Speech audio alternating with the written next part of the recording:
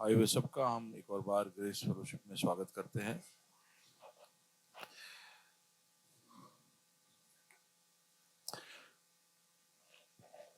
युद्ध का माहौल था तो काफी लोग घर चले गए ऐसा लग रहा है।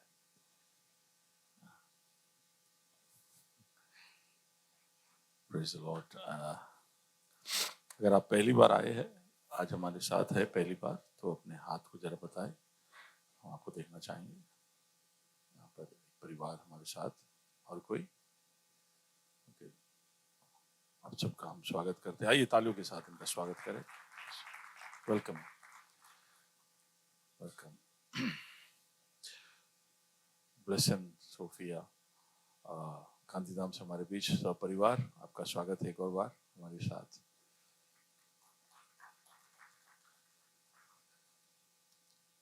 बहुत ही तनाव से भरा हुआ एक हफ्ता हमारे सामने गया। एकदम क्या आगे होगा ऐसे सोचने के लिए मजबूर करने वाला एक हफ्ता, एक ऐसा हफ्ता जो सारे प्लान को अनिश्चित रूप से सस्पेंड करने के लिए मजबूर कर दे, ऐसा एक हफ्ता।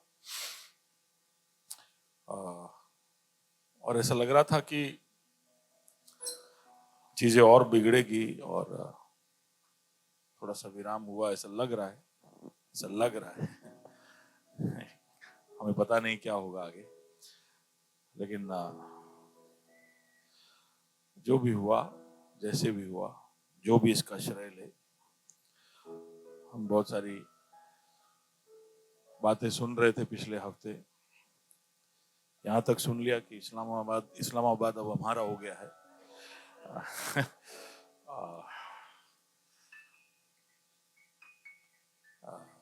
किसी ने कहा कि कराची ध्वस्त हो चुका है। तो पता नहीं क्या क्या बातें बिना कोई संकोच के, बिना कोई डर के, बिना कोई शर्म के हम मीडिया पे सुन रहे थे, रिपोर्टिंग हो रही थी, उसके ऊपर चर्चा है, एनालिसिस हो रही थी। तो कुछ समय के बाद पता ही नहीं चल रहा था कि क्या बात पर विश्वास करें, कौन सी बात में सच्चाई है। हर तरफ से झूठ। तो उसके बीच में, झूठ के बीच में थोड़े बहुत सत्य का रूप हमें भारत सरकार की ओर से मिला, जहाँ से हमें सत्य की ज्यादा अपेक्षा नहीं है। वहां से हमें सच में जो परिस्थिति सच में कैसी थी वो हमको सुनने में मिला, जब विक्रम मिश्री साहब जो फॉरेन सेक्रेटरी, वो आके हमें ब्रीफिंग देते थे। एनीवे, जो भी हुआ आप सब फॉलो कर रहे थे, मैं सोचता हूँ प्रार्थना में रहिएगा, ऐसा सब होगा, ऐसा प्रभु का भविष्यवाणी है। हम कभी ऐसे ना सोचते रहे कि ओ विनीता बहन, प्रेज द लॉर्ड, आपका स्वागत है, ये सब के बीच में आप पाकिस्तान के ऊपर से उड़ के आ गए इधर। या विनीता बहन कनाडा से पहुंची, पिछले हफ्ते पहुंची। तो वो प्रभु आपको आशीषित करे, हम आपका स्वागत करते हैं यहाँ पर। तो प्रार्थना करते रहिए। प्रभु के आगमन का समय नजदीक है। ऐसे चारों तरफ सारे चिन्ह, सारी बातें हमें पुकार पुकार कर याद दिलाती है, तो हम उसके लिए अपने आप को हमेशा तत्पर रखें। हालेलुया। आप मेरी आवाज को सुन पा रहे हैं ना? मेरे को थोड़ा और फीडबैक चाहिए। हम अविश्वसनीय संभावनाओं के साल में देख रहे, और सच में अविश्वसनीय घटनाएं तो हम देख ही रहे, पर अविश्वसनीय संभावनाएं हमारे जीवन में और हमारे द्वारा, हम वो ऐसा विश्वास करते हुए हम प्रभु के वचन की ओर पिछले कई महीनों से देखते हुए मनन करते आ रहे थे, और हम देख रहे थे कि इस तरह की संभावनाएं अगर हमारे जीवन में होनी है, अविश्वसनीय बातें निरंतर हमारे जीवन में होती रहनी है, तो हमें परमेश्वर की जरूरत है, परमेश्वर के हस्तक्षेप की जरूरत है, परमेश्वर के सहयोग की जरूरत है, परमेश्वर के दखल की जरूरत है, परमेश्वर के सामर्थ्य की जरूरत है। उसके बगैर निरंतर रूप से असंभव, अविश्वसनीय बातों को हमारे जीवन में निरंतर होता हुआ हम नहीं देख पाएंगे। तो इसके लिए हम परमेश्वर को हमारे जीवन में कैसे शामिल करें, ज्यादा शामिल करें, वो हम देख रहे थे। और इसलिए हमने इतिहास में देखा कि परमेश्वर इतिहास में कैसे रहा है।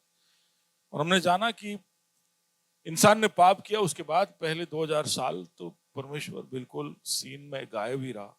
ज्यादा कुछ उसने, जहां जरूरत पड़ी, जहां उसे लगा कि बातें ज्यादा बिगड़ रही है, वहां पर उसने हस्तक्षेप किया। कुछ लोग उसको ढूंढते रहे तो उसने उनको, उनके हाथ को थाम लिया। तो हानोक ने उसको ढूंढा तो प्रभु ने उसका हाथ थाम लिया। लेकिन पाप जब संसार में बढ़ गया तो प्रभु ने एक जल प्रलय के द्वारा हस्तक्षेप किया। तो ये सब हम उत्पत्ति के पहले से 11वें अध्याय तक जब पहुंचते हैं तो बहुत सारी घटनाओं को देखते हैं। लेकिन परमेश्वर वैसे इंसानों के बीच में ज्यादा हस्तक्षेप करे बगैर वो 2000 साल इस पृथ्वी पर इंसान का बीत गया, ऐसा हम देखते हैं। उसके बाद फिर वो इब्राहिम को प्रकट होता है। तब तक इंसान ऐसा सोचने लगता है कि पता नहीं कौन है ईश्वर, क्या है ईश्वर। वो खुद को ईश्वर समझने लगता है क्योंकि वो समझ जाता है कि उसकी मदद और कोई नहीं करेगा, मुझे ही मेरी मदद करनी पड़ेगी। ऐसा एक सोच पृथ्वी पर सबके मनों में छा चुका था। तो इसलिए वहां पर परमेश्वर प्रकट होता है और कहता है कि मैं परमेश्वर, I am God, God of glory appears. Stefanos कहता है कि महिमा का परमेश्वर प्रकट हुआ। तो गॉड टू अस, कि कौन है परमेश्वर, ऐसा हम इब्राहिम के द्वारा अपने आप को वो प्रकट करता है तब देखते हैं। उसके लगभग 400 साल के बाद परमेश्वर का एक दूसरा प्रकाशन हम मूसा के द्वारा देखते हैं, जहां पर अब वो आकर कहता है कि मैं तेरे बाप दादाओं को एल शडाई, सर्व सामर्थी परमेश्वर के रूप में प्रकट हुआ था, लेकिन अब मैं तुझे याहवे के रूप में प्रकट होने जा रहा हूं। तो एक अलग सा एक प्रकाशन हम वहां पर देखते हैं। तो it is not God to us now, अब वो बोलता है अब मैं याहवे जो तुम्हारे लिए है, मैं अब तुम्हारे जीवन में हस्तक्षेप करूंगा, शामिल होऊंगा। I am God for you. तो गॉड टू से गॉड फॉर यू पे वो आता है। फिर हम देखते हैं इजराइल के साथ कैसे परमेश्वर शामिल होता है। अगले लगभग 1500 सालों तक प्रभु इजराइल को चलाता है आगे। और फिर आज से लगभग 2000 साल पहले वो इतिहास में प्रकट होता है इम्मानुएल बनकर, परमेश्वर जो साथ है, गॉड विथ अस बनकर। तो गॉड या ईश्वर और इंसान के बीच के रिश्ते में, इतिहास में हम ऐसा एक प्रोग्रेस देखते हैं। हाँ ओके। कोई बहुत देर से खड़ा है, नहीं? हमारे रजिस्ट्रार साहब बहुत देर से खड़े हैं। मैं अभी बोल दिया तो इतना बोल दूं।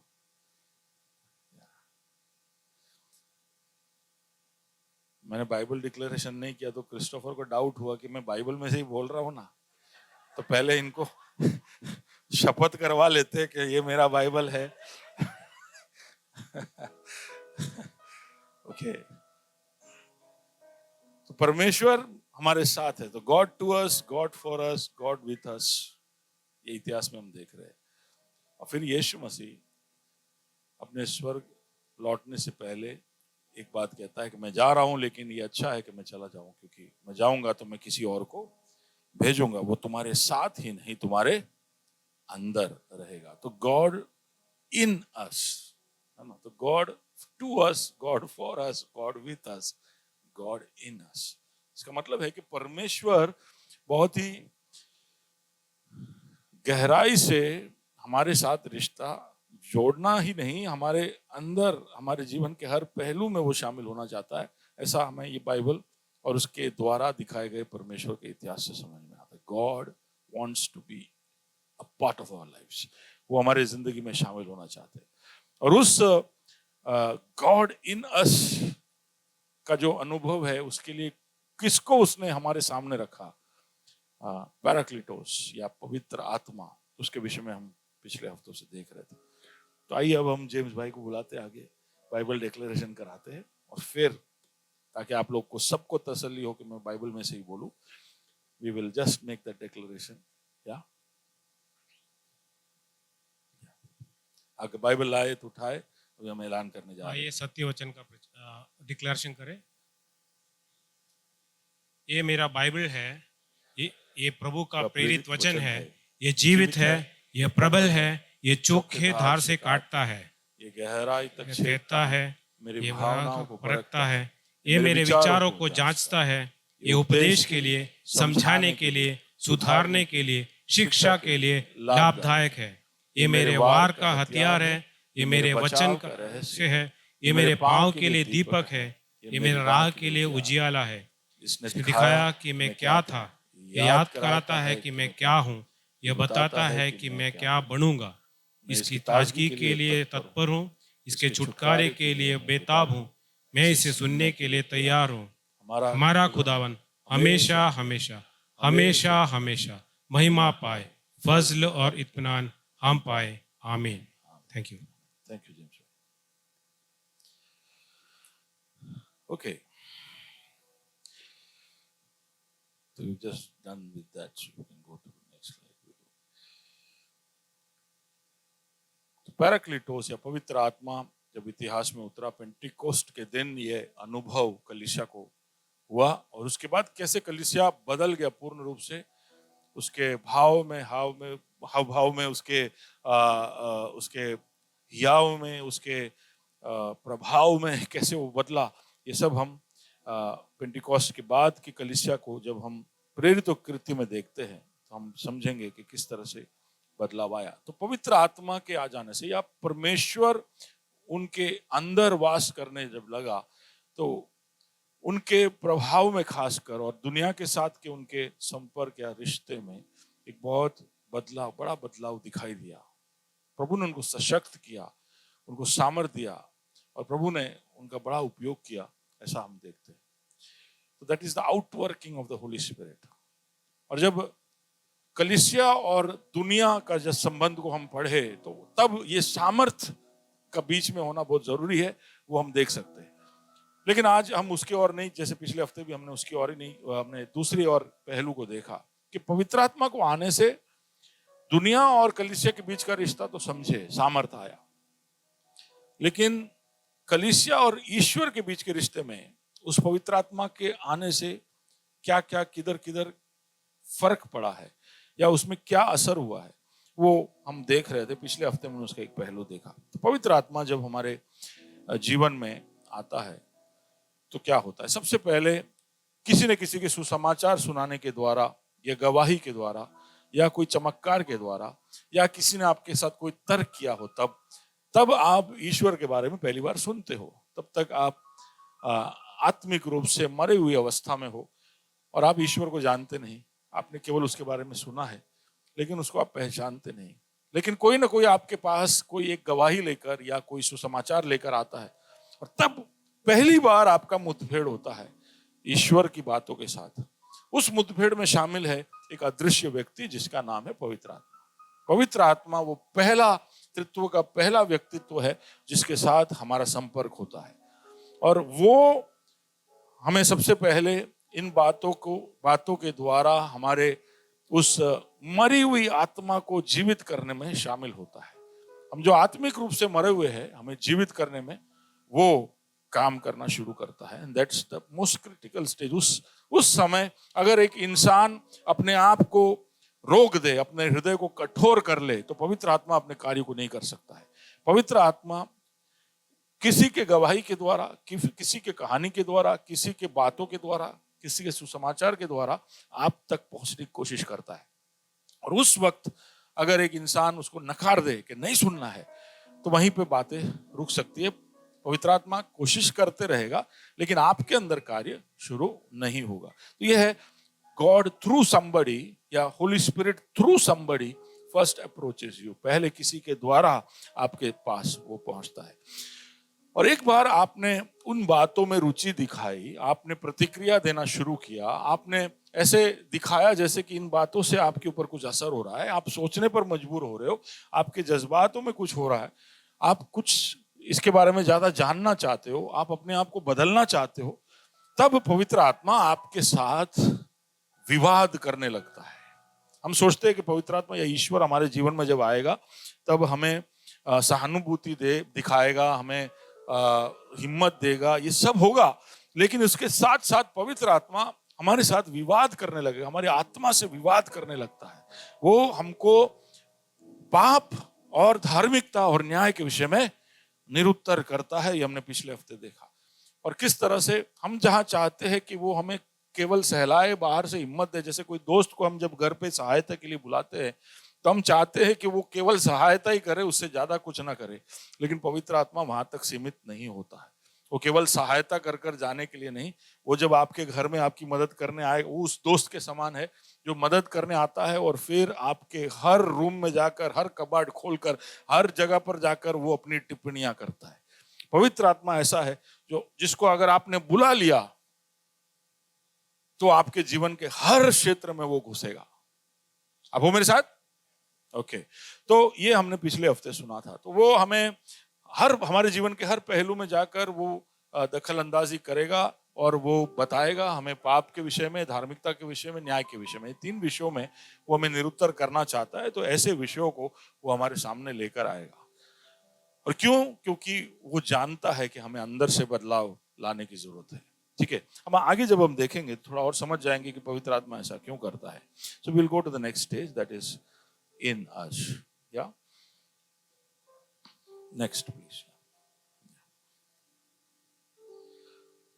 तो तीसरा जो मुठभेड़, फर्स्ट इज किसी के द्वारा, दूसरा हमारे साथ, with us, Holi spirit. Second stage is with us. Third stage कि वो हमारे अंदर प्रवेश करता है। अगर हम उसके उन बातों के सामने अपने घुटने टेकते हैं, वो जब हमें पाप के विषय में या न्याय के विषय में या धार्मिकता के विषय में जब निरुत्तर करता और हम उसको स्वीकार करते हैं, उसके उस विवाद को स्वीकार करते हैं और हम कहते हैं कि हाँ हम पापी है, हाँ हमें धर्मी बनने की जरूरत है, हाँ हमें न्याय से बचने की जरूरत है, तो वहां पर आप घुटने टेकते हो उसके सामने, आप अपने आप को सरेंडर करते हो। तो वो जो समय है उसको मन फिराव बोलते हैं। वो जो समय है उसमें मन, आपका जो मन है वो फिरना शुरू होता है, उसको मन फिराव बोलते हैं, रिपेंटेंस बोलते हैं। और ये अनुभव आप सबके जीवन में होना जरूरी है। वहां से हमारे जीवन का बदलाव शुरू होता है। इसलिए जब पत्रस और उसके 11 जो सहयोगी थे सब खड़े होकर प्रचार कर रहे थे, तो उस प्रचार के द्वारा पवित्र आत्मा सामर्थ्य से प्रकट होता है। वो बहुत ही सामर्थी बातें वहां पर प्रकट करता है, क्रूस के विषय में, परमेश्वर की योजना के विषय में, यीशु मसीह के विषय में। तो उसके बाद में लोग पूछते हैं कि हम, हे भाइयों, हम बचने के लिए क्या करें? तब उसका उत्तर क्या था कि तुम पढ़िए जरा, एक्स 2:38 पढ़िए, एक्स 2:37 पढ़िए। तब सुनने वालों के हृदय छिद गए। सुनने वालों के हृदय, यानी पत्रस के उस प्रचार को याद है ना, पत्रस 11 चेलों के साथ खड़ा होकर प्रचार करता है, सबकी सब खड़े, सबकी सब प्रचार करने के लिए खड़े हैं, सब तैयार है, लेकिन प्रचार एक करता है पवित्र आत्मा, जो पीटर जो पवित्र आत्मा के सामर्थ्य से प्रचार करता है। और 37 तक जब वो प्रचार पहुंचता है तब तक वहां लिखा है कि सुनने वालों के हृदय छिद गए। हाँ, और वे पत्रस और शेष प्रेरितों से पूछने लगे, और सबसे वो पूछने लगे। तो आप सोचिए, मैं यहाँ प्रचार कर रहा हूं और आप यहाँ पर खड़े हुए सबसे पूछने लगो, उसका मतलब क्या है? उसका मतलब है कि ऐसे ही लग रहा था कि 11-11 प्रचार कर रहे हैं, सब एक मत थे, सब एक ही बात बोल रहे थे। जब पत्रस प्रचार कर रहा था तो जो जो उसके साथ उस बात में एग्री हो रहे थे, वो लोग क्या बोल रहे थे? क्या बोल रहे थे? आमेन, यस आमेन। पतरस ने बोला कि ये यीशु जिसको तुमने मारा है वो परमेश्वर का पुत्र है, तो बाकी 11 बोले आमेन, यस आमेन। सुन रहे हो? तो इसलिए जब प्रचार करे और चर्च बोले आमेन, तो आमेन में चर्च क्या बोल रहा है? पास्टर सही कह रहा हूं, मैं एग्री हो रहा हूं इसके साथ। हाँ, खाली आमेन नहीं, ग्लोरी हालेलुया सब बोल सकते हैं। अब हो मेरे साथ? ये चर्च जो प्रचार करता है तो बहुत शांत रहता है, तो उसका 2 मतलब है, या तो उसको कुछ समझ में नहीं आ रहा है, या तो बहुत गहराई में इन बातों को ले रहा है। लेकिन इतने गहराई में मत चले जाओ कि मुझे ढूंढ के आना पड़े कि ये कहां गए सब। अब वो मेरे साथ? तो जब प्रचार किया जाए तो आमेन हालेलुया सब बोलना अच्छा है, क्योंकि बाकी लोगों को ऐसा लगता है यार सब लोग इसमें एग्री हो रहे हैं, तो बात तो कुछ होगा। आप लोग, मैं बोलते जा रहा हूं, आप चुप बैठोगे, कोई कोई बोलतू ना तू कि दाल में काला है। जो नहीं जानता है, जो ये सुसमाचार के विषय में जानता नहीं, वैसा सोच सकता है। हा? तो वहां पर जब पतरस प्रचार कर रहा था तो बाकी के 11 ऐसे खड़े थे जैसे कि वो भी प्रचार कर रहे। सुन रहे हो? हालेलुया। आप में से कितने लोग कहेंगे कि आज पास्टर प्रचार करो, मैं आपके साथ प्रचार कर रहा हूं, सीट पर बैठ के प्रचार कर रहा हूं। आमेन। जब ऐसा हुआ, जब पास्टर प्रचार कर रहा और बाकी 11 आमेन बोल रहे, तो लोगों के हृदय छिद गए। और वो पास्टर के पास पूछने नहीं आए, वो सबको पूछने लगे कि भाई हम क्या करें। बोले हम इधर चर्च में आते तो कोई हमको कुछ पूछता नहीं, क्योंकि आपने आमीन बोला ही नहीं। बोले इनको क्या, इनको भी समझ में नहीं, मैं क्या पूछूं इनको। ये मेरे बाजू में बैठा था, एक शब्द बोला नहीं है, उसका मतलब है मेरा और उसका हालत, तो मैं इसको क्यों पूछूं। हेलो, थोड़ा सा हालेलुया आमीन से बोले, यस ग्लोरी सब बोलोगे तो हाँ पूछवा जाऊँ, खबर पड़ी। हाँ, इसको पूछना पड़ेगा कि ये पॉइंट पे आप ग्लोरी बोल रहे थे, क्यों बोल रहे थे। कुछ लोग इसलिए नहीं बोलते कि मैं बोल दूंगा, पूछ लेंगे तो मुझे तो आता नहीं जवाब देना। हेलो, हे भाइयों 37, हे भाइयों हम क्या करें। हाँ, पतरस ने उनसे कहा, पतरस ने कहा, तो इन्होंने सुन लिया। और पतरस ने कहा, क्या कहा, हम ये पॉइंट पे आ रहे थे, क्या है।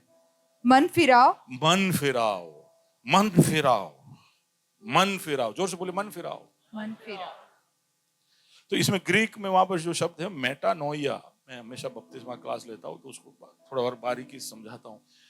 मेटानोइया का मतलब कि अभी तक आप जिस तरह से सोच रहे थे और जो कर रहे थे, उस दिशा से आपके मन और सोच को बदलकर एक दूसरी दिशा में फेर देना, है ना।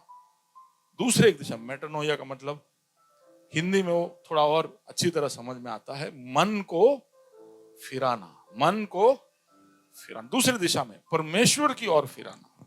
तो मन फिराव करिए। अगर आप सच में बचना चाहते हैं, आप सच में आपके जीवन में कोई एक मुकाम तक जहां पर आपको ऐसा लगे कि बच गया, वहां पर आप पहुंचना चाहते हैं, तो आप अपने मन को फिराइए। अब ये हम सोचते हैं कि ये हमारा काम है। मन फिराने में हमारा काम यहां तक ही सीमित है कि हम प्रभु के सामने अपने आप को सरेंडर करें, अपने आप को समर्पित करें। प्रभु, मैं, जोर से बोलिए, सीज फायर। समझ में आ रहा है। जब पवित्र आत्मा विवाद करता है तो हम सामने विवाद करते हैं, हम भी जस्टिफाई करते हैं, और कोई बात नहीं, परमेश्वर वो होने देता है। कोई किसी के ऊपर जोर जबरदस्ती नहीं है, लेकिन तर्क और कई सारे बातों के द्वारा हम सब इस बात के अनुभवी है कि परमेश्वर हमसे गहरी बात करता है। और एक समय ऐसा आता है जब हम हमारे हथियार नीचे रख देते हैं, कहते हैं कि प्रभु तूने जो कहा उसके सामने हम अपने आप को नम्र करते हैं। तूने जो हमारे लिए किया है वो अतुल्य है, उसका कोई तुलना हो ही नहीं सकता है। तू स्वर्ग की महिमा छोड़कर हमारे लिए इस पृथ्वी पर आया, जहां पर हमें कोई पूछता नहीं, वहां पर तूने अपनी जान दे दी। जहां पर मुझे मरना था, मेरे कामों के लिए, मेरे सोच के लिए, मेरे बातों के लिए, जहां मुझे दंड सहन करना था, वहां पर तू मेरे लिए मरा। धन्यवाद। ये जब तुम समझ जाते हो कि यीशु ने क्या किया, ईश्वर ने तुम्हारे लिए क्या किया, ये बात को जब समझ जाते हो, तो तुम उस प्यार के सामने, उस कद्र के सामने, उसकी उस योजना के सामने घुटने टेक ही दोगे, क्योंकि आपके पास दूसरा कोई योजना नहीं है, आपके पास दूसरा कोई प्लान नहीं है, इंसान के पास दूसरा कोई प्लान नहीं है। आपको ऐसा लगे कि ये मसीह का जो प्लान है वो थोड़ा अच्छा नहीं है, इससे और अच्छा हो सकता था, तो हो सकता है आपका सोच आपके मन में सही हो, या हो सकता है वो बात भी सही हो, लेकिन दूसरा कोई प्लान है ही नहीं। यही प्लान है, आपको पसंद आए या ना आए। इंसान को बचने के लिए ईश्वर ने एक ही योजना बनाया है, और वो योजना है कि यीशु मसीह आपके लिए मरा, मरकर आपके पापों का दाम चुकाकर वो तीसरे दिन जी उठा, ताकि हम सबको इत्मीनान हो कि हमारे पापों का दाम वो चुका है। और मौत जो हमारे सबसे बड़ी समस्या है, उसका हल वो ढूंढ कर लेकर आता है। जो उसके पीछे चलेगा वो बोलता है तुम अनंत जीवन, क्योंकि मैं मौत को हरा चुका हूं, तुम भी हराओगे। ये जब हम समझ जाए, हमारे घुटनों को जब हम देखते हैं, तब हमारे मन को बदलने के लिए वो काम करता है, क्योंकि वो केवल जीवन नहीं, वो केवल सत्य नहीं, वो मार्ग भी है। अब वो मेरे साथ, हमें यीशु जो जीवन है, यीशु जो सत्य है, वो चाहिए। लेकिन यीशु जो मार्ग है, आप समझ पा रहे हो फर्क क्या है? यीशु ने क्या कहा? मैं मार्ग, मैं सत्य और मैं जीवन। जीवन जीवन हमने जीवन જોઈએ છે प्रभु। बोलो ओके, जीवन दे रहा हूं, पर जीवन चाहिए तो पहले सत्य को स्वीकार करना पड़ेगा। तो हम फिर सत्य की तरफ जाते हैं, तो सत्य को स्वीकार करते हैं जिससे हमें जीवन मिले, तो हम सत्य पा ले ताकि जीवन मिले। लेकिन यीशु बोलता है बीच में ब्रिज है भैया, ब्रिज है। सत्य को जीवन तक पहुंचाने के लिए आपको एक पुल को पार करना पड़ेगा और उसका नाम है मार्ग। मार्ग का मतलब है वो रास्ता, वो यात्रा जो आपको यीशु के पाने के बाद आपके अंत तक चलते चलते बढ़ना पड़ेगा। आप समझ पा रहे हो? आपने यीशु को जिस दिन पाया उस दिन से लेकर यीशु लौट कर आए तब तक, या आपका मौत आए तब तक, आपको अब इस मार्ग पे चलना है। ये मार्ग से आप भटके तो वापस वहीं चले गए या वहीं जाओगे जहां पहले आप जाते थे, आप वापस खो जाओगे। तो अब आपने सत्य को पा लिया है, आप जीवन पाना चाहते हो क्रिस, तो आप क्या करोगे? मार्ग पे चलोगे। और वो मार्ग पे चलने के लिए जरूरी है क्या? मन को फिराना। क्योंकि मन अगर नहीं फिरा तो नया नया मार्ग हम ढूंढते रहेंगे, हम नए नए रास्ते ढूंढते रहेंगे। तो मन फिराओ, मन फिराओ। अब ये जो कार्य है जैसे ही आप करते हैं, तो उस वक्त अगर आपने यीशु मसीह को मन फिराकर अपना उद्धार करता स्वीकार कर लिया है, तो क्या होता है? पवित्र आत्मा आपके अंदर निवास करना शुरू करता है। सुन रहे हो? आपने वो अंगीकार कर लिया। आप सोचोगे कि मैं तो इतना पापी हूं, उसको कोई फर्क नहीं पड़ता है। वो पवित्र आत्मा के लिए आपने ये इकरार कर दिया, ये बात को मान लिया कि वो उद्धार करता है, वो आपके अंदर निवास करना शुरू करता है। ये है पवित्र आत्मा के विषय में पवित्र बाइबल जो कहता है। रोमी 8 और उसका 1 जब पढ़ते हैं, अतः अब जो मसीह यीशु में है, हाँ, उन पर दंड की आज्ञा नहीं। अब जो मसीह यीशु में है उन पे दंड की आज्ञा नहीं। पवित्र आत्मा आता है, आपको पाप, धार्मिकता और न्याय के विषय में याद कराता है। आप निरुत्तर हो जाते हो, तो वो न्याय के विषय में वो बोलता है कि वो अब न्याय तुम्हें होगा नहीं। जो मसीह यीशु में आ गए उनको अब दंड से बचाव मिल जाएगा, उन पर दंड की आज्ञा अब नहीं है। और उसका 9वां कलम जब पढ़ते हैं तो उसमें लिखा है, परंतु जबकि हाँ, परमेश्वर का आत्मा तुम में बसता है, हाँ, तो तुम शारीरिक दशा में नहीं परंतु आत्मिक दशा में हो। प्रभु का आत्मा जब तुम में बसता है, तो ये कब होता है? जब आप स्वीकार करते हो। तो ये हो गया।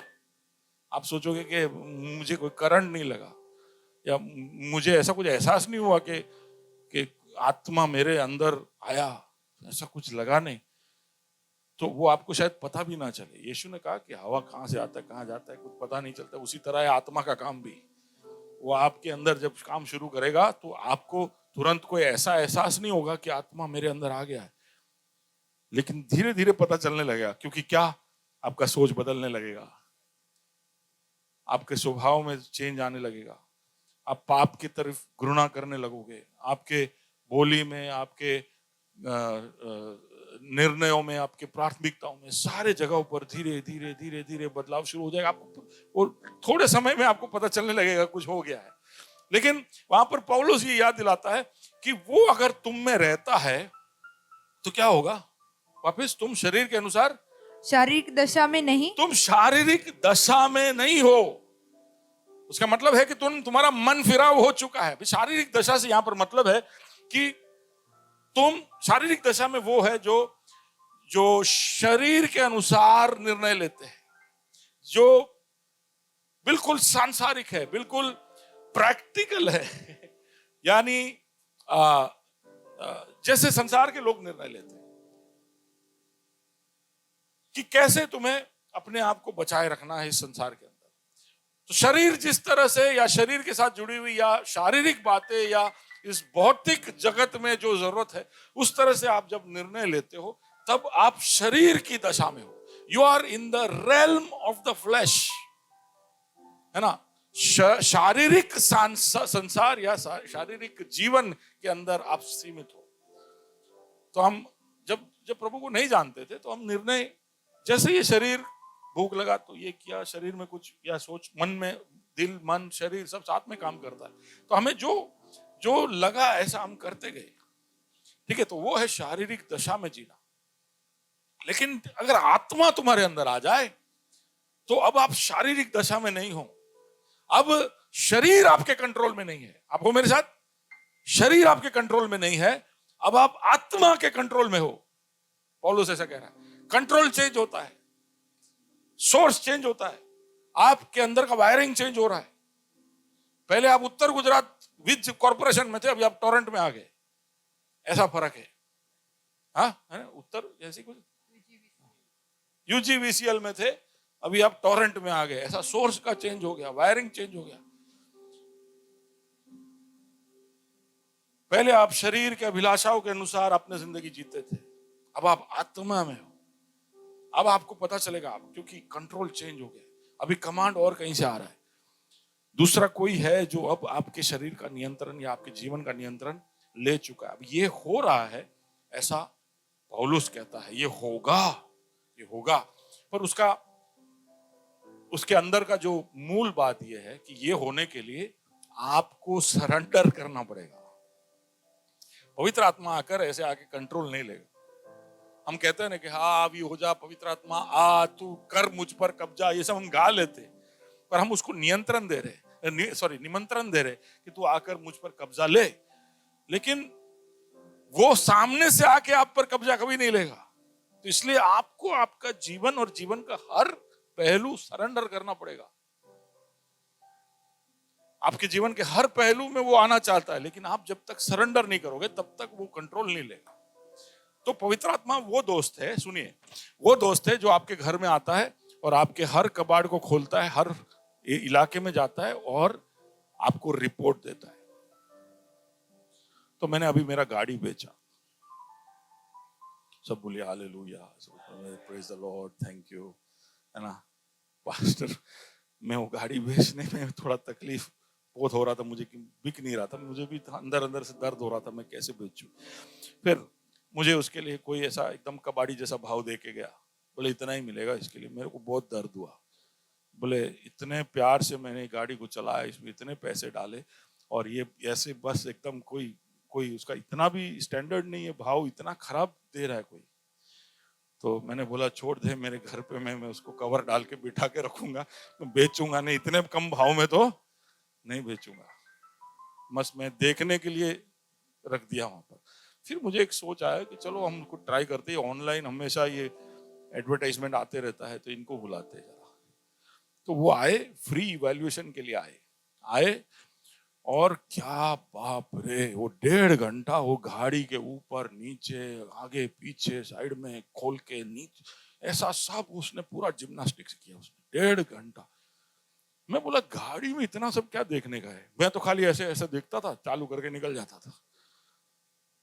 पर वो इतने इलाकों में घुसकर उसने एक बहुत बड़ा रिपोर्ट बनाया।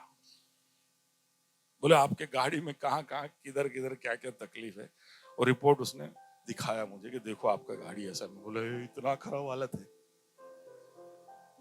तो मुझे जरा भी होप नहीं था, लेकिन फिर थोड़ा नेगोशिएशन स्किल से आखिर में कोई पूछना नहीं, बाजू वाला को बोलो, पास्टर ने पूछता नहीं इस भाव में बेचा है वो लेकिन अच्छे भाव में गया, मैं खुश हूं, मैं तृप्त हूं, संतृप्त हूं। ठीक है, लेकिन बताना ये मैं चाहता हूं कि वो रिपोर्ट जब लिख के गया तो वो मेरे गाड़ी को ठीक नहीं किया। उसने रिपोर्ट बना लिया कि इतना ये प्रॉब्लम है ये गाड़ी के अंदर। अब जो भी खरीदेगा वो ध्यान रखना, ये गाड़ी का रिपोर्ट है।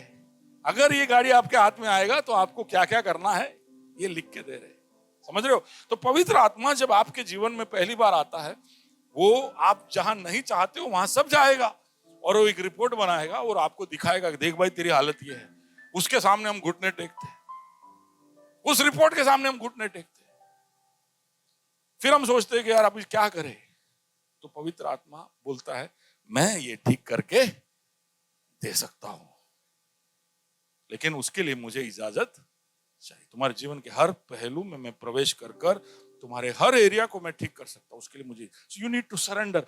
तुम्हें शरीर के दशा से आत्मा की दशा की तरफ आना पड़ेगा। उसके लिए मैं अंदर रहकर वो कार्य करूंगा। मैं खुद सुपरवाइजर, मुझे नहीं मालूम खुदा कि मैं अपने आप को कैसे ठीक करूं। चिंता ना कर, तू खा पी मजा कर, मैं तेरे जिंदगी को बदलूंगा। क्या हमें ऐसा बहुत बारीकी से हर एरिया में पहले पहले सोचने की जरूरत नहीं। ऐसा समय आएगा जब हमें इंटेंशनल होकर चीजों को बदलना पड़ेगा।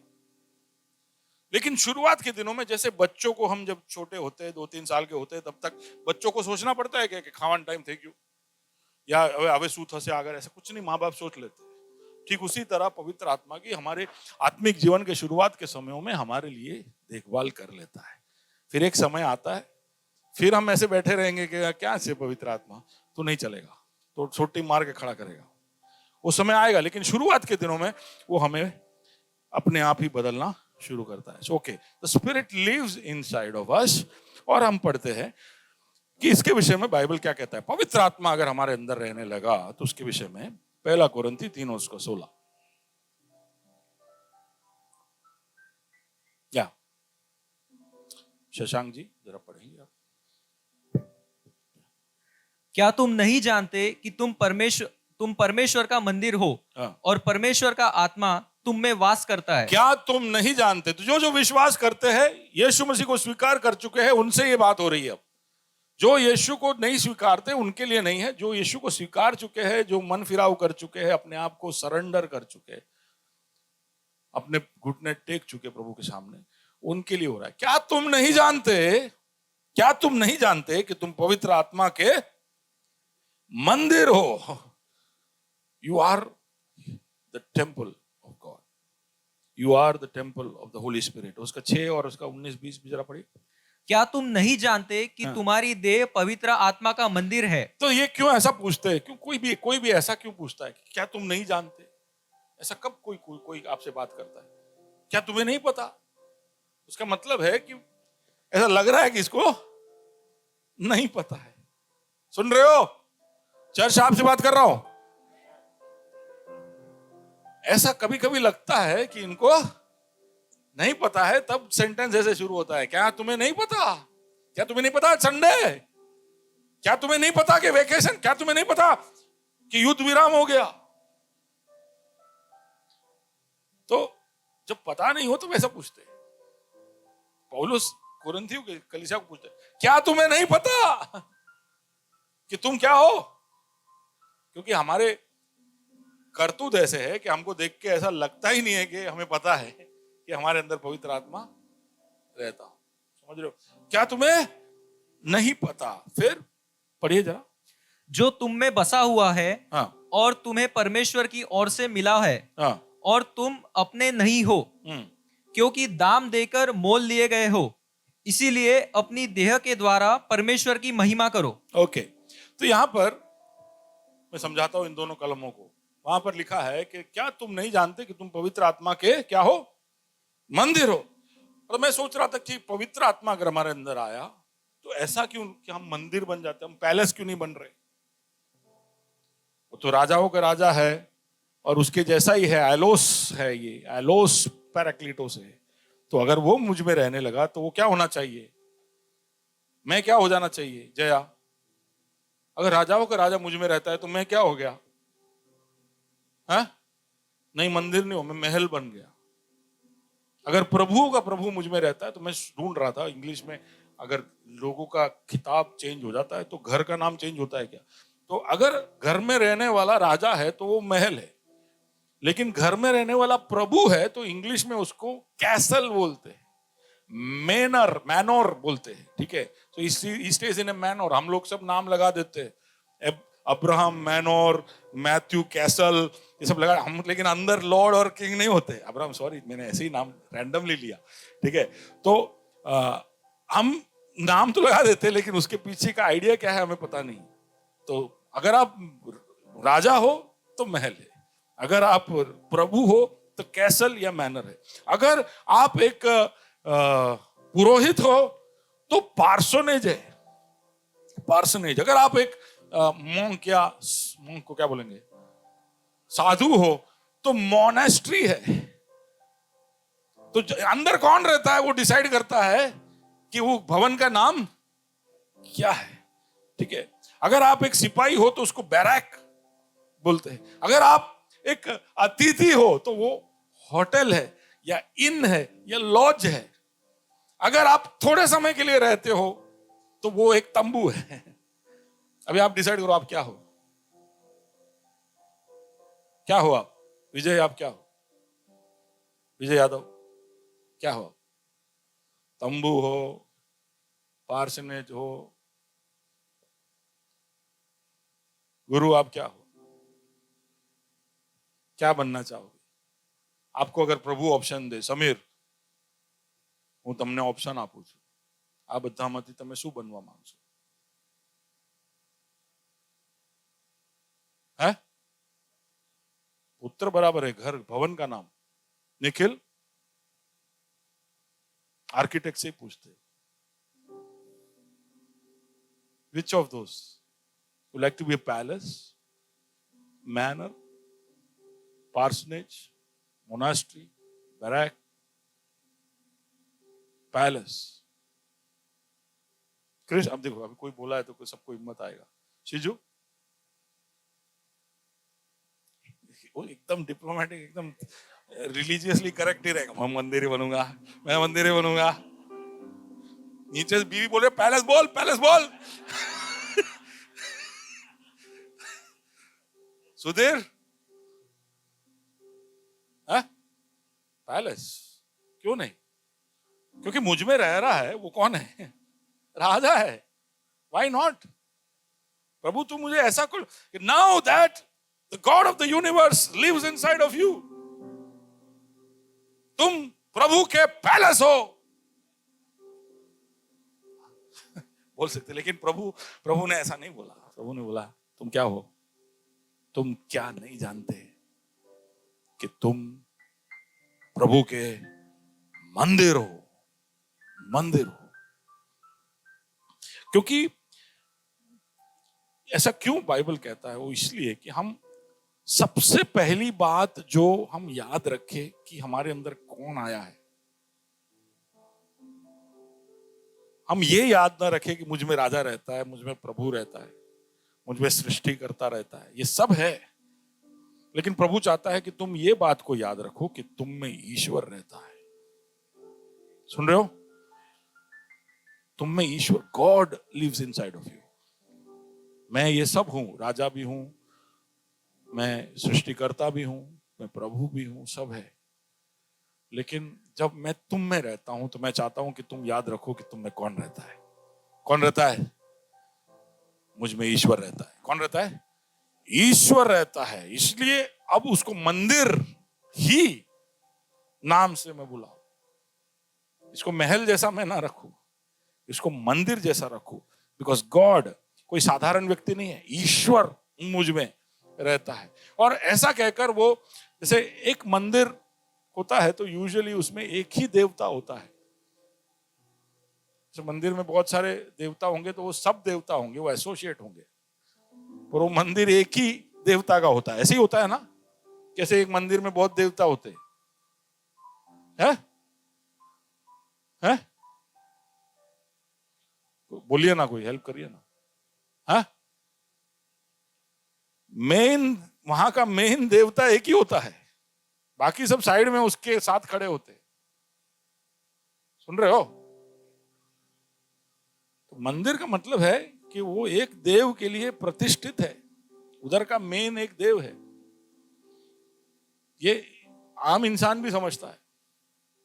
अब प्रभु जब हमसे कहता है कि मैं तुम क्या नहीं जानते कि तुम पवित्र आत्मा के मंदिर हो, उसका मतलब है कि वहां पर एक ही प्रधान है, एक ही प्रमुख है, एक ही व्यक्ति है जो ईश्वर के स्थान में हो सकता है वहां पर। तो आप बहुत सारे देवताओं को एडजस्ट नहीं कर सकते वहां। हम चाहते हैं कि बहुत लोगों को कॉम्प्रोमाइज करके एडजस्ट करें। सुन रहे हो सुमन? कौन होगा? एक ही होगा, एक ही होगा, एक्सक्लूसिव। तो जब वो हमको कहा जाए क्या तुम नहीं जानते कि तुम पवित्र आत्मा के मंदिर हो, तो उसका मतलब है कि वो चाहता है कि तुम उसको एक्सक्लूसिव, ध्यान रखो कि ये एक्सक्लूसिव है। इधर तुम अब दूसरे किसी को प्रभुत्व में कॉम्पिटिशन में छू प्रभु तू बीजा बद्धा बहुत सारे लोग हैं अभी कॉम्पिटिशन कि प्रभु को वहां से डिस्प्लेस करने के लिए दूसरी चीजें आके प्रभु को हटा देती है। तो ऐसा नहीं हो सकता है। So it is an exclusive place. और मंदिर है तो दिखना चाहिए मंदिर है, बाहर से दिखना चाहिए मंदिर है। सुन रहे हो? इसलिए हम मंदिर नहीं बनाते जिसमें हम आके आराधना करते।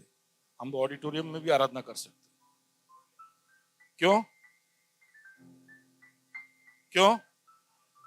पूछो ना कि पास्टर આપણે કેમ બિલ્ડિંગ નથી લેતા પોતાનું? बर्लिन सोचा कभी ऐसा अपने खुद का बिल्डिंग होना चाहिए? चलेगा? चलेगा, हम कहीं भी मिल सकते, कहीं भी मिल सकते। क्यों? क्योंकि मंदिर कौन है? हम एक बड़ा सा आलय बना सकते हैं, उसको टेम्पल ऑफ गॉड नाम दे सकते हैं, लेकिन सच में टेम्पल कौन है?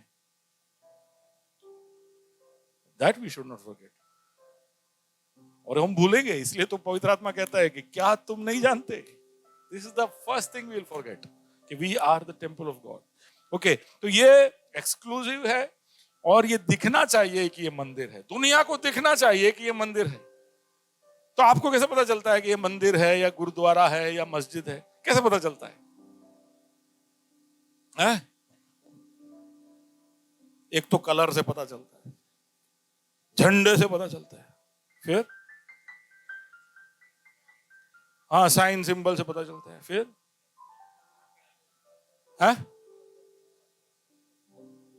स्ट्रक्चर से पता चलता है और अंदर से किस तरह की आवाजें आ रही है। हाँ, किस तरह के लोग उनके साथ संपर्क में है। बोलो बोलो। अभी वो मंदिर की जगह पे आप खुद को रखो, लीलामेंटी, आप खुद को रखो नेहा, कैसे लोगों को पता चलेगा कि आप प्रभु के मंदिर हो? तो रोमिल के जवाब के हिसाब से तो हम सबको झंडा भी चाहिए।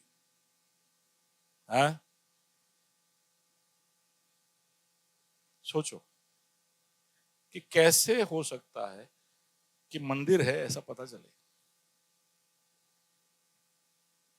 आप प्रभु के मंदिर हो, बहुत खुश है, हम बहुत खुश है, प्रभु का मंदिर है, हम प्रभु मुझ में रहता है, इस सब बात को लेकर हम बहुत खुश है। लेकिन प्रभु क्या चाहता है? अगर आप मंदिर हो तो लोगों को दिखना चाहिए क्या मंदिर? क्योंकि मंदिर दिख जाता है। When he calls you by a name, there is a meaning to it. तो वो चाहता है कि आप के अंदर प्रभु रहता है ऐसा लोग देखे, लोगों को पता चल जाना चाहिए कि ये मंदिर है। अगर वो आपको और संसार को डिफरेंशिएट नहीं कर पाते हैं तो आप मंदिर नहीं, आप थिएटर हो, आप मॉल हो, आप कोई साधारण बिल्डिंग हो। We need to look at it. आप सोचिए इसके बारे में क्या हो सकता है। और दूसरा, क्योंकि ये मंदिर है इसके लिए इसके अंदर शुद्धिकरण को बहुत ज्यादा अहमियत दिया गया है। क्योंकि हम पवित्र आत्मा के मंदिर है इसलिए हमें शुद्ध होना बहुत जरूरी है। रोमी 15 और उसका 16, तो हमारे विषय में यहाँ पर लिखा है रोमी 15:16 में कि मैं अन्य जातियों के लिए मसीह यीशु का सेवक होकर परमेश्वर के सुसमाचार की सेवा याजक के समान करूं, जिससे अन्य जातियों को का मानव चढ़ाया जाना पवित्र आत्मा से पवित्र बनकर ग्रहण किया जाए। अन्य जातियों का चढ़ाया जाना पवित्र आत्मा के द्वारा पवित्र बन जाए। आप सब क्या हो? हम सब क्या है? हम सब क्या है? अन्य जाति है। हम सब अन्य जाति है। हम ऐसे बहुत शान शौक में घूम रहे कि हम तो चुने हुए वंश, बराबर है, वो बाद में हुआ, लेकिन अन्य जाति थे हम, तो हमको उसने पवित्र ठहराया। किसने? पवित्र आत्मा। पवित्र आत्मा क्योंकि हम में वास करने लगा। तो आप खुद पवित्र हुए, फिर पवित्र आत्मा आप में नहीं आया, पवित्र आत्मा आपके अंदर आया तो आप पवित्र हो गए। सुन रहे हो? पवित्र आत्मा आप में रहता है तो वो अब वो काम करना शुरू करेगा। उसको एक ऐसा जगह मिल जाएगा जहां पे वो पवित्र रह सकता है, वहां से वो अपने पवित्रता और शुद्धिकरण का काम शुरू करेगा आपके जीवन में। And we have to always remember this. क्यों? क्योंकि हम नहीं तो कोऑपरेट नहीं करेंगे, हम उसके साथ सहयोगिता नहीं दिखाएंगे। हम अगर ये भूल जाएंगे कि हम पवित्र आत्मा के मंदिर है, तो वो जो कार्य कर रहा है हमारे अंदर शुद्धिकरण का, उसमें हम सहयोग नहीं करेंगे। तो पहले वो आपके जीवन में आएगा। हो सकता है तभी भी आप मसाला खाते हो, तो क्या मसाला खाने वाले के जीव अंदर पवित्र आत्मा आ सकता है? बोलिए बोलिए बोलिए बोलिए बोलिए। कुछ लोगों को डाउट है ना, मसाला छोड़ना पड़े है? नहीं आएगा। बोलिए बोलिए। क्या लगता है प्रशांत? विजय आप मत जाओ, बहुत क्रिटिकल क्वेश्चन है।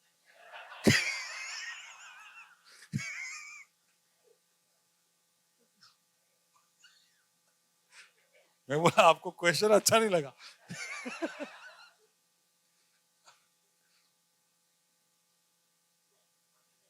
अरे नाराज मत हो जाओ यार।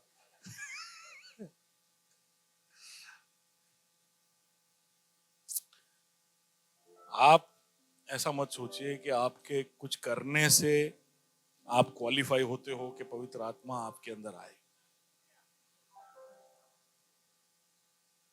ऐसा नहीं है उसका मतलब। आप खा रहे हो तो वो आएगा, ऐसा नहीं। वो आ जाएगा ना, फिर आपका खाना छोड़ने के लिए मजबूर करेगा आपको। फिर तो आप जिंदगी भर नहीं आपको पवित्र आत्मा मिलेगा, क्योंकि सुधरने में पूरा जिंदगी निकल जाएगा। और खाली तंबाकू से थोड़ी आदमी अशुद्ध होता है, आपके हर करतूत से, हर सोच से, आपके हर बात से। हाँ, इसलिए जीभ तो सबसे पहले वो मांगता है, जीभ पहले मांगता है। आपने जीभ दे दिया तो फिर वो आपके जीवन में रहने आएगा, वहां से वो काम शुरू करेगा। और खाली तंबाकू और सिगरेट हमको बुरा लगता है, हमारे मन में चलने वाले हर सोच का क्या, हर वो तमन्ना, हर वो डिजायर को, हर वो प्लान, योजना को लेके जो हम घूमते हैं, उसका क्या? सैमुअल हर चीज में वो दखल अंदाजी करने लगेगा और हमको बदलना शुरू करेगा। पर हमको सहयोग देना पड़ेगा। We have to cooperate. तब जब वो बोलेगा कि अब ये चीज को सुधार, तो वो बोलेगा कि अब ये ऐसा आलस जिंदगी से निकाल, आलस। तो हमको आलस तो पाप लगता है, किसी को भी आलस पाप लगता है? बोलिए, आलस, आलसी आदमी पापी है क्या? नहीं है। देखो कितने लोग, कितने वो धार्मिकता में बैठे हुए कि भाई हमें आलस यानी पाप नहीं है। प्रभु ने बोला, पाप करने के बाद बोला, अबे तू काम कर दे, पसीना बहा और खाना खा। आलस पाप है क्या?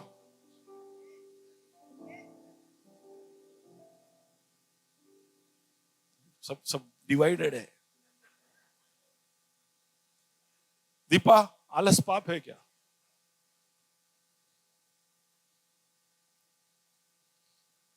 गलत है।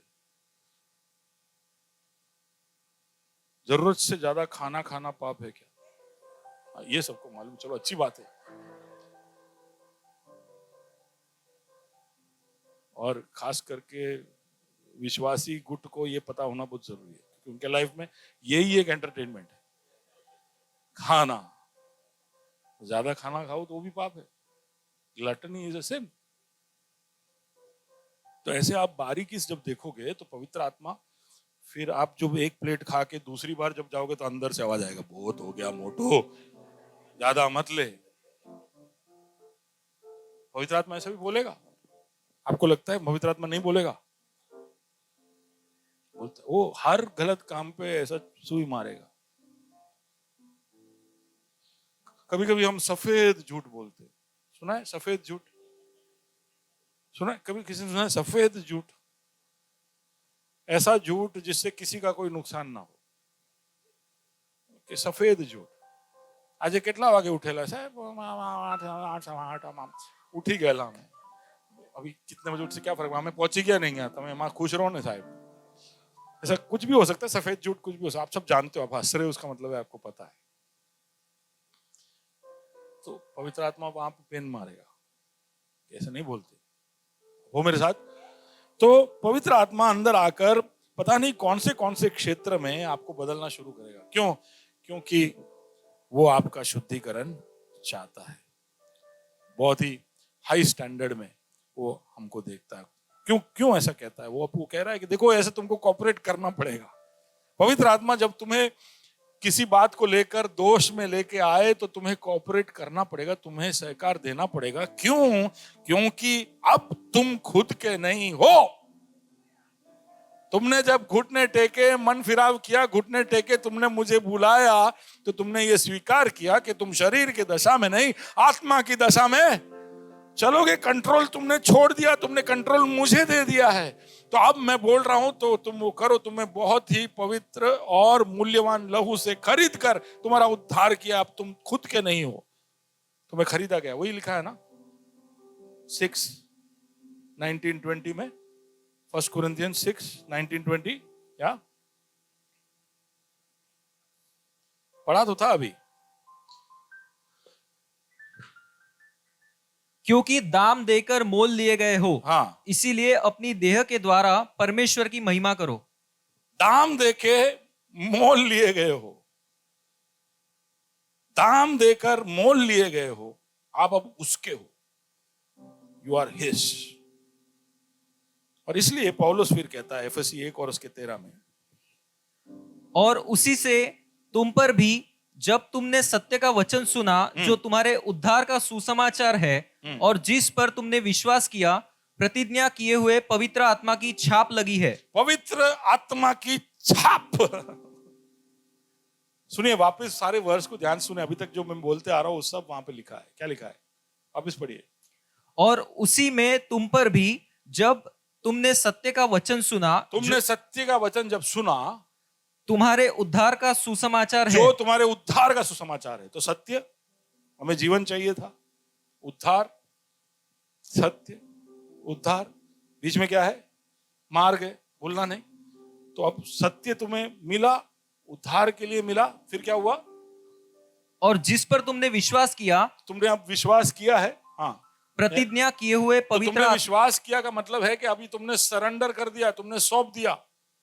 विश्वास करने का मतलब ये नहीं कि हाँ मैंने विश्वास है, ऐसा करना नहीं। भरोसा करना है, अपने आप को सौंप देना है। विश्वास किया यानी आपने प्रभु के ऊपर, अब प्रभु जो बोल रहा है वो सब सत्य है, विश्वास किया।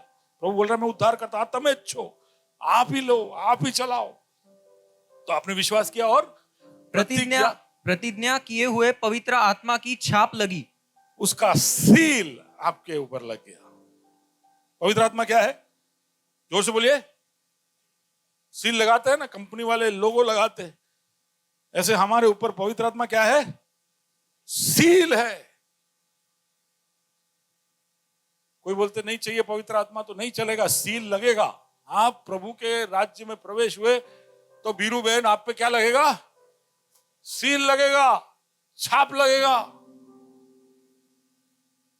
आप बोलोगे छाप क्यों चाहिए?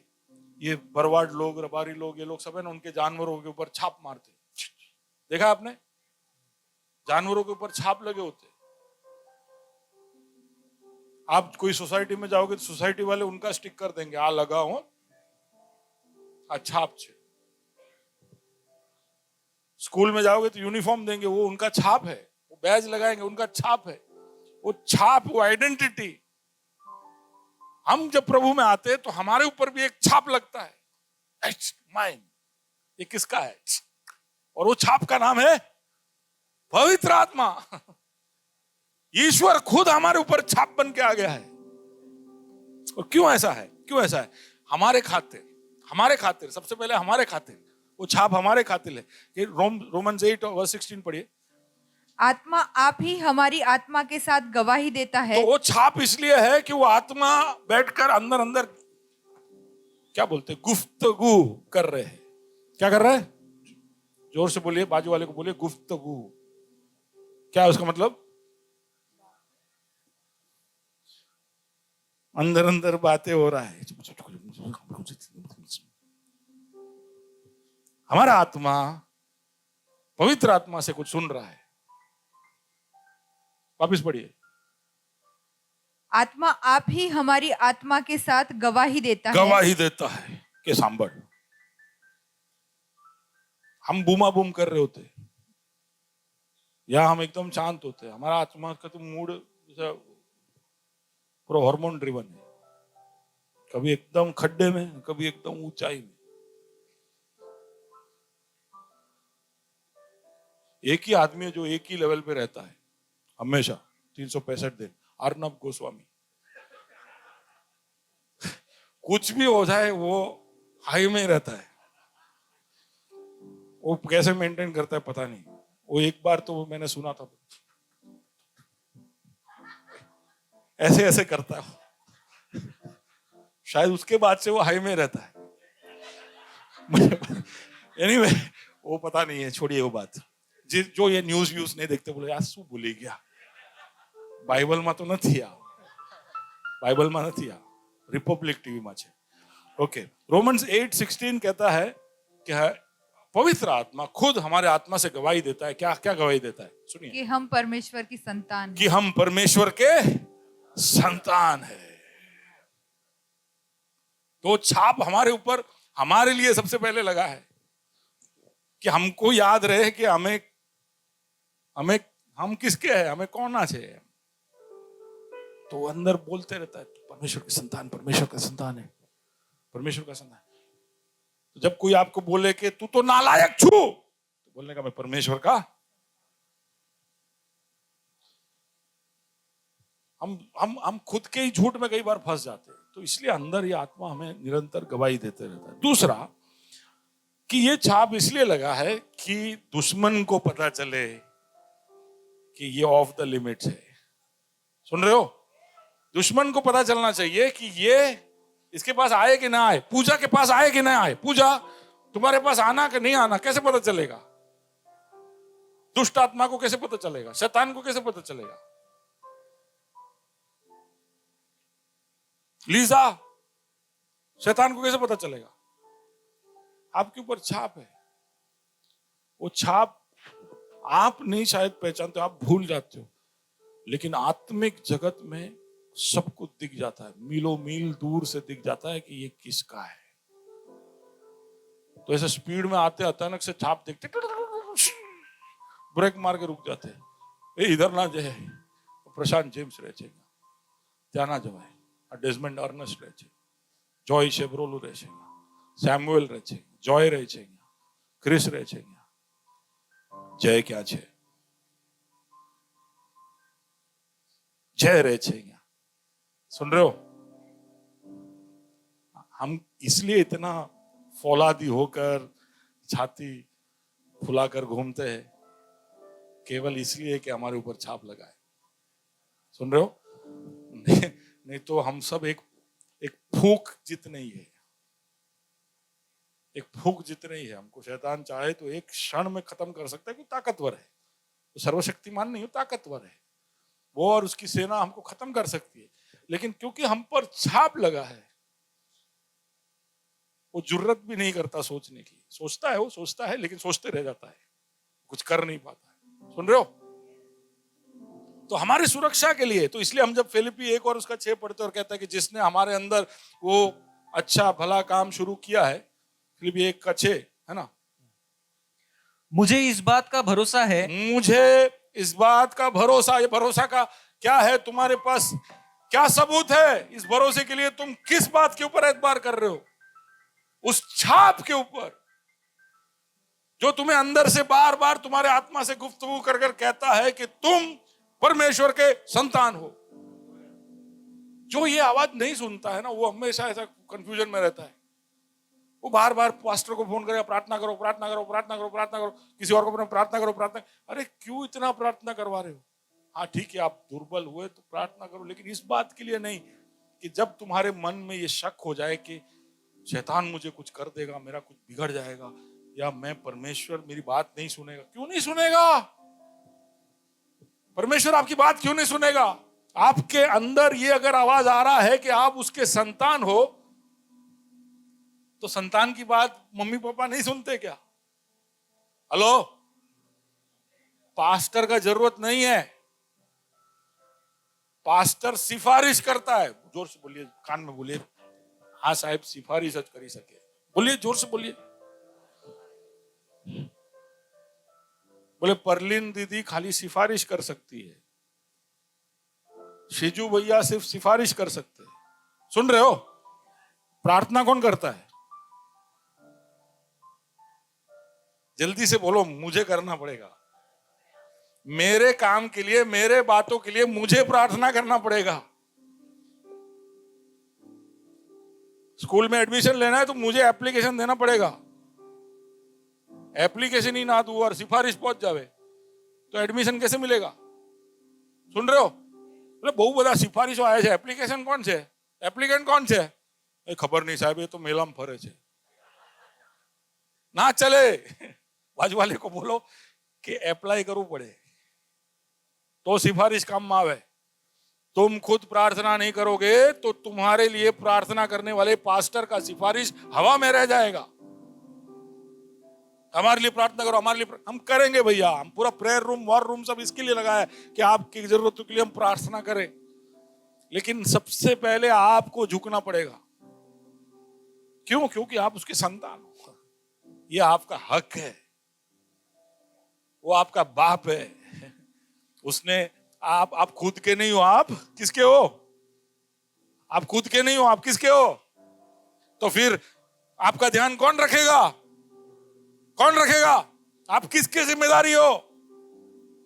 तो वो विश्वास होना चाहिए। कसौटियां आएगी, चुनौतियां आएगी, तकलीफें आएगी, आने दो। वो हमारे विश्वास को मजबूत करने के लिए, हमें उस मार्ग पे वो आगे बढ़ा रहा है। हम इधर उधर भटके ना, इसके लिए है। पर बात तुम्हें ही करना पड़ेगा और वो सुनेगा, क्योंकि वो अंदर बैठ के गुफ्तगू कर रहा है। कैसे नहीं सुनेगा? वो चाहता है कि आप उसकी सब बात सुनो। पवित्र आत्मा चाहता है कि आप उसकी सब बात सुनो। तो फिर वो आपकी बात नहीं सुनेगा। बोलिए, आप भले हो कि वो भला है? वो भला। तो देखो कितने सारे लेवल पे हम कितना शक करते हैं कि प्रभु मेरी नहीं सुनेगा। क्यों नहीं सुनेगा? वो अंदर बैठा है। अगर आपके ऊपर शैतान ने बॉम्बार्डिंग नहीं किया, आपको खत्म नहीं कर दिया, उसका मतलब है कि आप उस छाप की वजह से जिंदा हो। हेलो, आज सुबह उठे और आप सुरक्षित हो, तो उसका मतलब है कि छाप अभी भी है, छाप मिट नहीं गया है। हाँ कि ना? तो छाप है तो उसका मतलब वो अंदर है। वो अंदर है तो चुप नहीं बैठा है। वो चुप नहीं बैठा है। मैं समझाता हूं वो कैसे बात करता है। Let's move it, then we will see that. Move one more layer down. Oh, it is here. Go back. Go back. Okay, we'll come to that. कितना हुआ टाइम? अभी है 1.25 घंटे। ओके।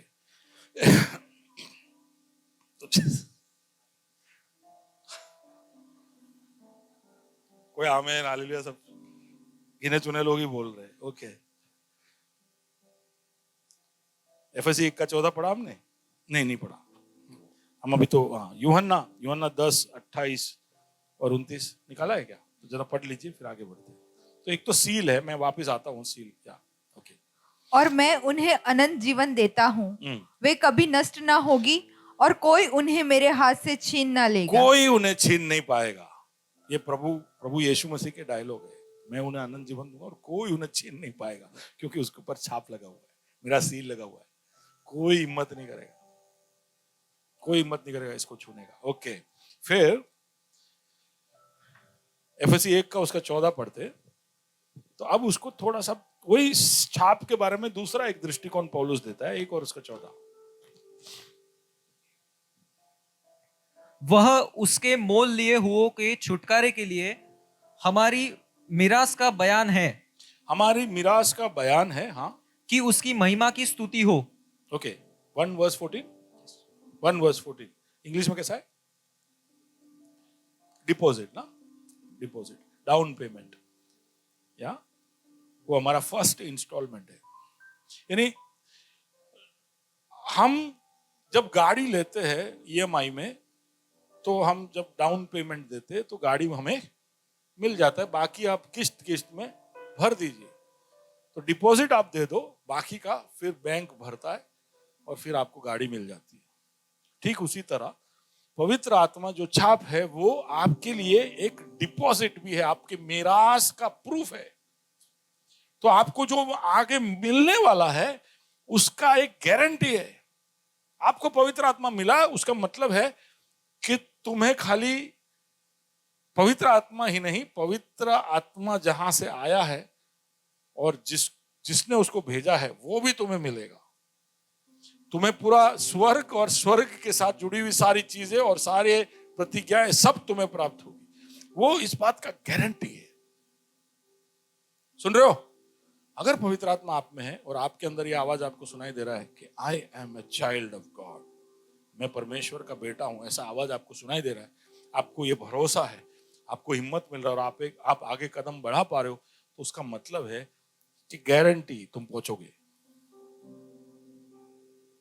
अब सोचने की जरूरत है कि आवाज सुनाई दे रहा है ये, या can you here that voice?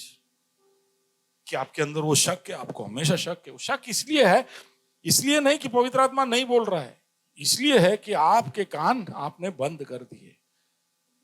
आप अभी उसकी नहीं सुन रहे हो, आप बहुत सारी दूसरी चीजें सुन रहे हो। तो इधर म्यूजिक जब बजता है तो आप सोचते होंगे कि ये आदमी इधर खड़े खड़े क्या करते रहता है। सोचा है आपने कभी? जिसको म्यूजिक समझ में नहीं आता है वो सोचता होगा कि मैं भी छोटा था, मैं सोचता इतना बड़ा ये सब लेके, क्योंकि हम लोग आहूजा का एम्प यूज करते थे, तो उसमें मास्टर इतना सारा बटन में क्या हो रहा है, ये क्या कर रहे हैं। अब उनसे पूछो, वो बताएंगे कि हर लाइन के अंदर उसके फ्रीक्वेंसी को डिवाइड किया गया है। हाई, हाई मिड, लो, फिर pan, left speaker, right speaker, फिर हर एक के अंदर इफेक्ट कि भाई तुमको रिवर्ब देना है, डिले देना है, पता नहीं उतना बाइफर्केशन होता है कि नहीं।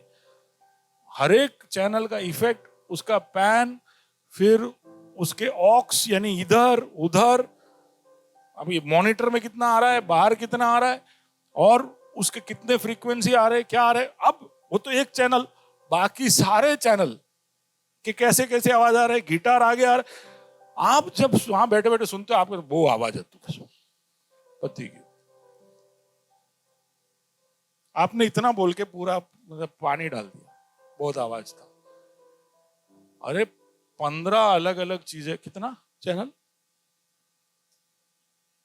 नहीं अपना इधर लगा कितना है,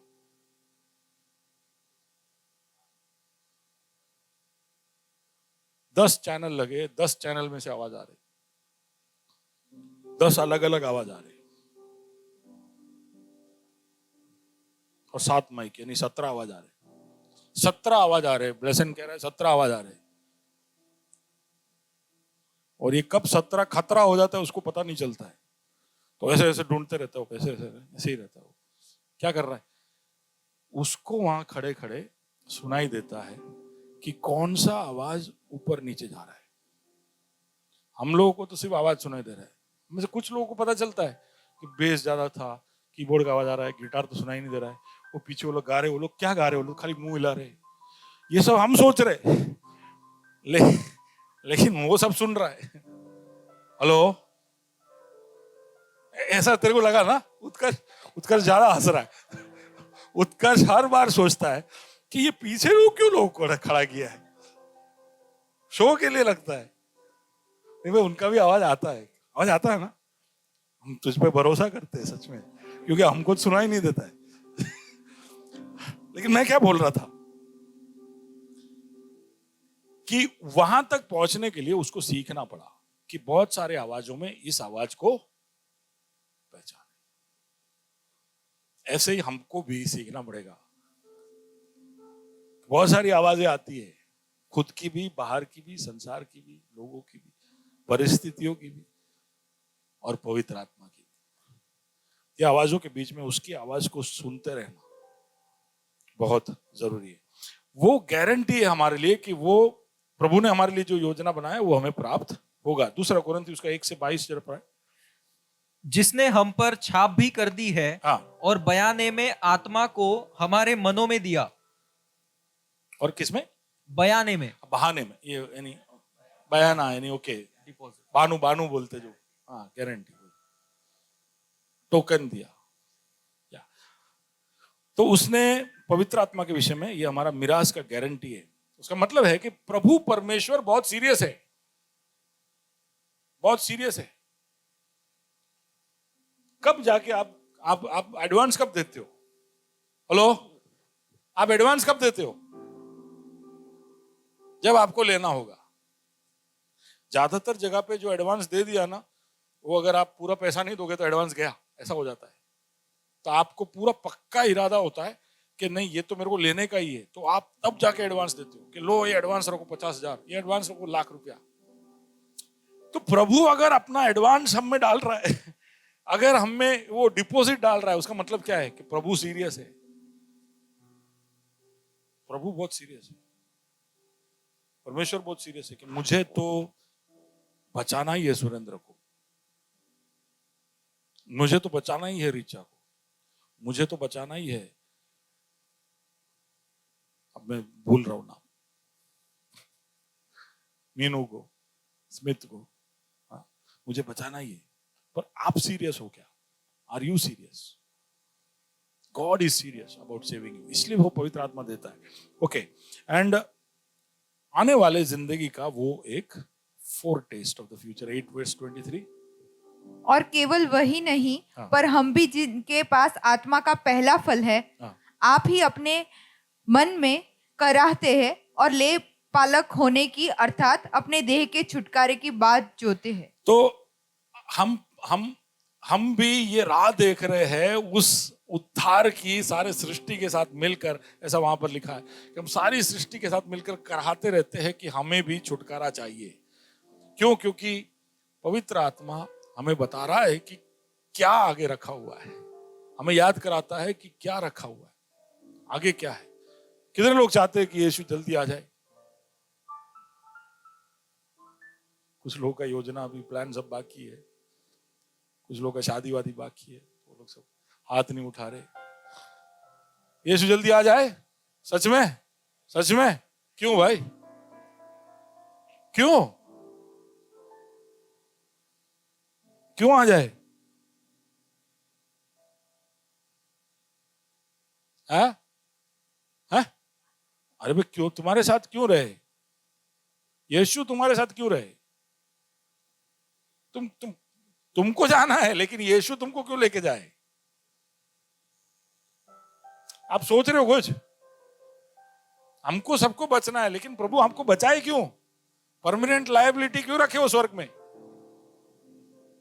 नहीं, सुन रहे हो आप लोग कि અહીંયા સુધરો નહીં, હવે શું કરીશ ત્યાં જઈને? सुन रहे हो? ग्रेस तेरी बहन है विराज,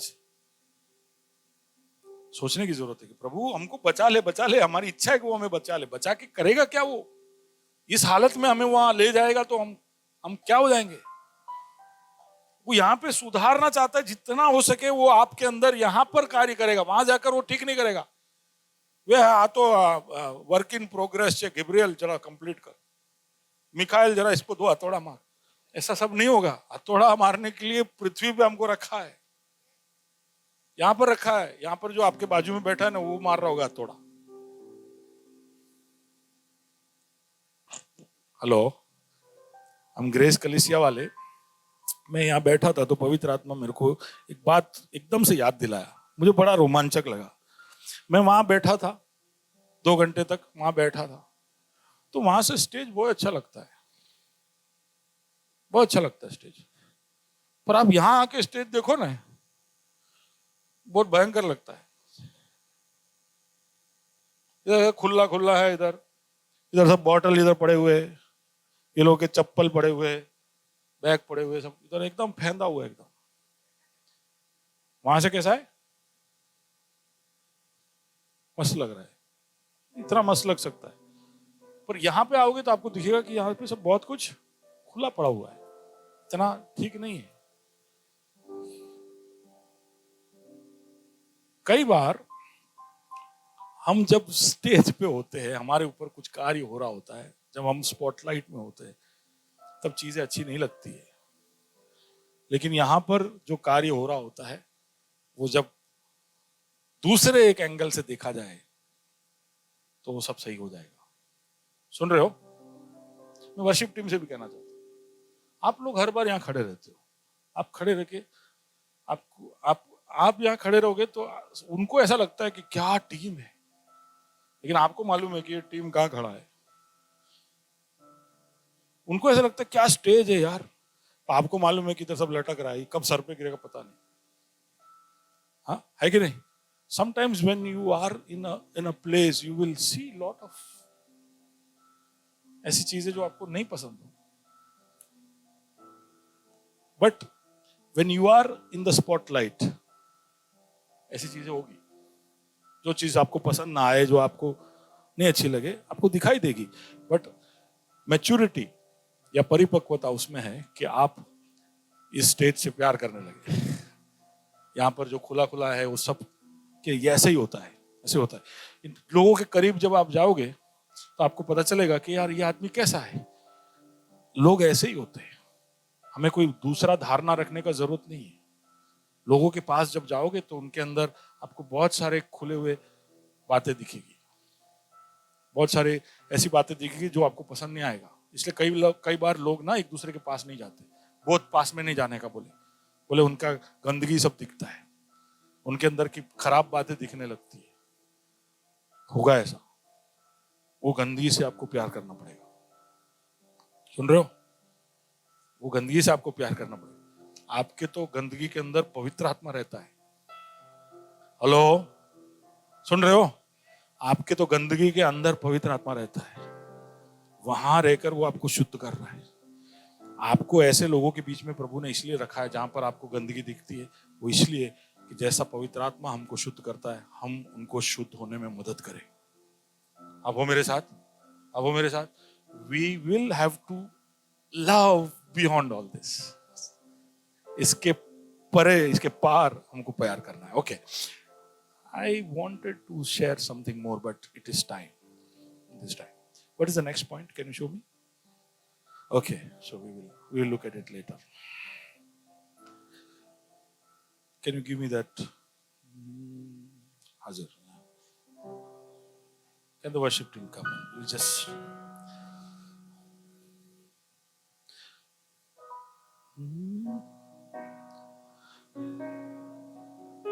give me the bridge. No, the first verse, yeah. First verse. हम एक गीत गाएंगे जो आखिर में हम गा रहे थे, फर्स्ट वर्स। अभी हम यही सुन रहे थे कि सारे जहां का बादशाह है मुझ में आकर बस गया। सारे जहां का बादशाह है, लेकिन हम महल नहीं, हम मंदिर है। शान और शौकत से तू भरा, खुद जैसा मुझको है किया। वो चाहता है कि हम उसके जैसे हो जाए। तो हमें शान और शौकत से बहुत प्यार है, लेकिन हम भूले ना कि वो पवित्र है। वो चाहता है कि हमें भी वो पवित्र करे।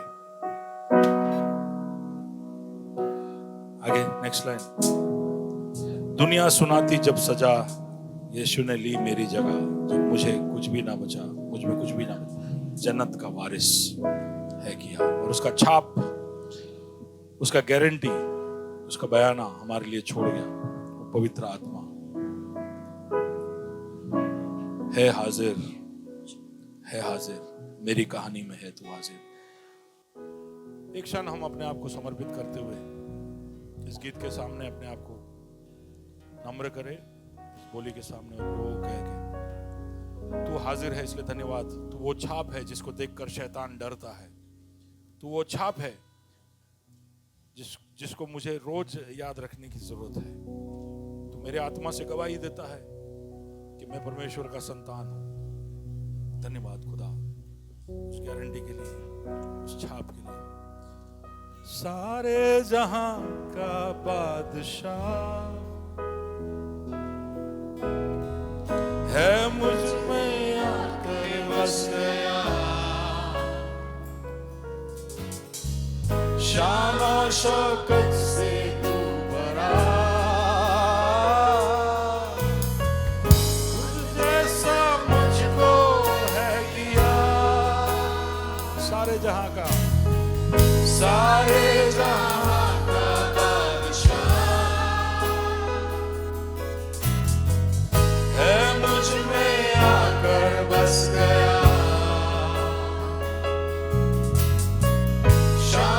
शौकत से तू भरा, खुद जैसा मुझको है किया, है हाजिर, है हाजिर, मेरी कहानी में तू है हाजिर, है हाजिर, है हाजिर, मेरी कहानी में तू है हाजिर। सारे जहां का बादशाह, सारे जहां का बादशाह है मुझ में आकर बस गया, शान और शौकत से तू भरा, खुद जैसा मुझको है किया, है हाजिर, है हाजिर, है हाजिर, मेरी कहानी में तू है हाजिर, यीशुआ है हाजिर, है हाजिर, मेरी कहानी में तू है हाजिर। दुनिया सुनाती जब सजा, यीशु ने ली मेरी जगह, जब मुझ में कुछ भी ना बचा, जन्नत का वारिस है किया, दुनिया सुनाती जब सजा, यीशु ने ली मेरी जगह, जब मुझ में कुछ भी ना बचा, जन्नत का वारिस है किया, है हाजिर, है हाजिर, मेरी कहानी में तू है हाजिर, है हाजिर, है हाजिर, मेरी कहानी में तू है हाजिर।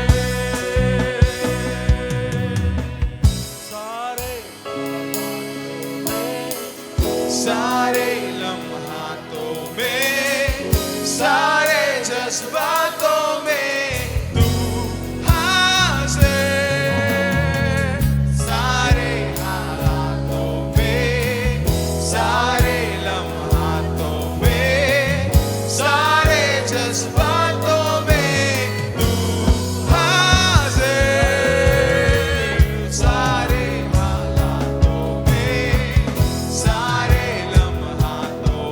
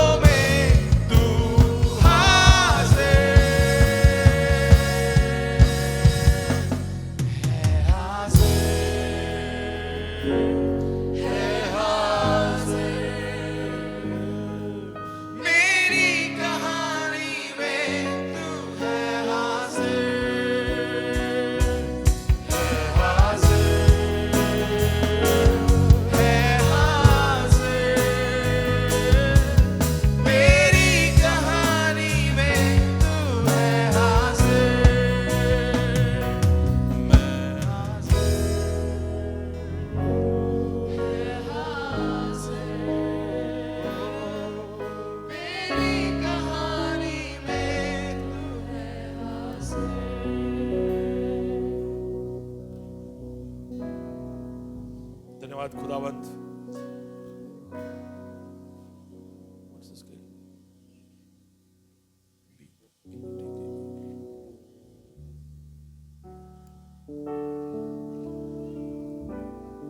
धन्यवाद खुदा कि तुम हमारी कहानियों में हाजिर हो, और क्योंकि तू हाजिर है, मैं बड़े आत्मविश्वास और भरोसे के साथ ये कह सकता हूं, मैं आजाद,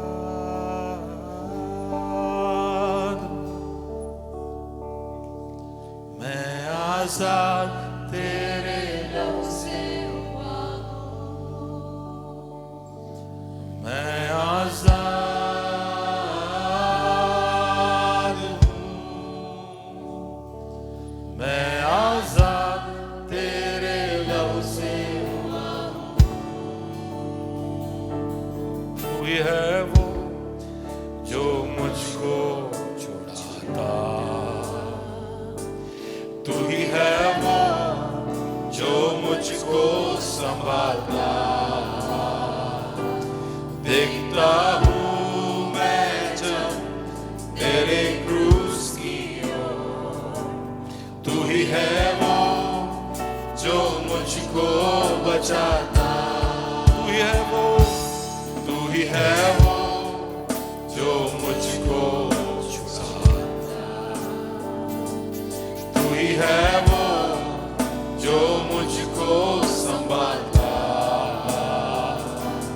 देखता हूँ मैं जब तेरे क्रूस की ओर, तू ही है वो जो मुझको बचाता, तू ही है वो, तू ही है वो जो मुझको उठाता, तू ही है वो जो मुझको चलाता, देखता हूँ मैं जब तेरे क्रूस की ओर, तू ही है वो जो मुझको दौड़ाता। हाँ प्रभु जी, तू ही है जो मुझे छुड़ाता, तू ही है वो जो मुझे चलाता, तू ही है वो जो मुझे उठाता, तू ही है वो जो मुझे संभालता, तू ही है जो मुझे दौड़ाता। और ये हम सबके जीवन की कहानी हो जाए, कोई कोने में पड़े ना रहे, तू वहां से हमें उठा ले। यहाँ पर कोई है जो कहीं गिरा पड़ा है तो उठा ले खुदा, अगर टूटी हुई हालत में कमजोर है तो संभाल ले खुदा, अगर अपने जगह पर वो स्तब्ध है, रुका हुआ है, आगे बढ़ नहीं पा रहा है, तो उसके हाथ को थाम कर चला ले खुदा। अगर कोई चल रहा है और दौड़ने की उमंग रख रहा है तो दौड़ा दे खुदा। बचा ले हम सबको हमारे इन परिस्थितियों से, शैतान के हर झूठ से, हमारे ही झूठ से जिसको हम कई बार सत्य मान लेते हैं खुदा। तेरे आत्मा के सामर्थ्य के लिए, छाप के लिए हम तुझे धन्यवाद देना चाहते हैं। हमें भरोसा है कि आने वाले और हमें मिलने वाले उस मिराज का हमारे जीवन का एक प्रभु जी डिपॉजिट, एक गारंटी है वो, और इसलिए हम पूरे इत्मीनान के साथ ये कह सकते हैं कि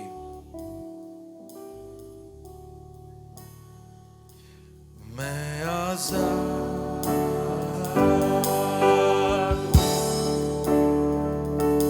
मैं आजाद तेरे लव से हुआ हूं। गाए ऊंची आवाज में, मैं आजाद,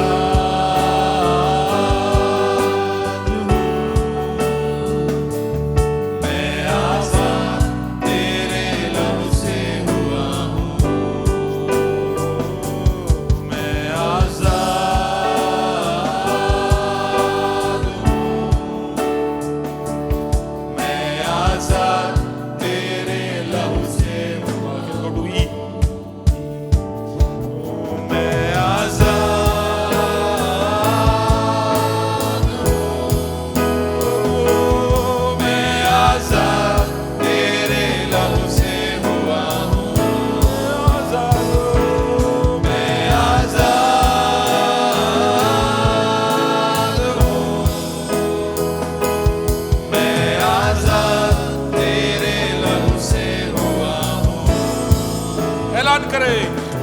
टूटे सारे बंधन आजाद मैं हुआ हूँ,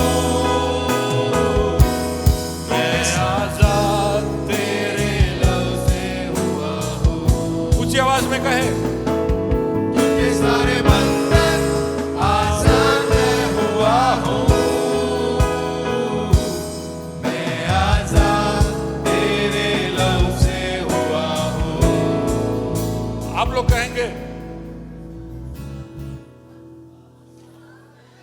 ऐसा नहीं चलेगा, ऐसे बंधन नहीं टूटेगा। बंधन तोड़ो जल्दी से।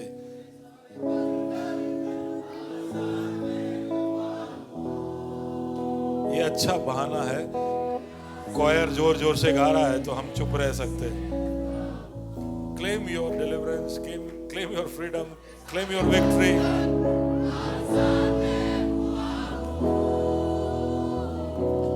मैं आजाद तेरे, एक ऊंची आवाज में एक और बार, ओ टूटे सारे बंधन आजाद मैं हुआ हूँ, मैं आजाद तेरे लहू से। करे पुकारे सब मिलकर, मैं आजाद,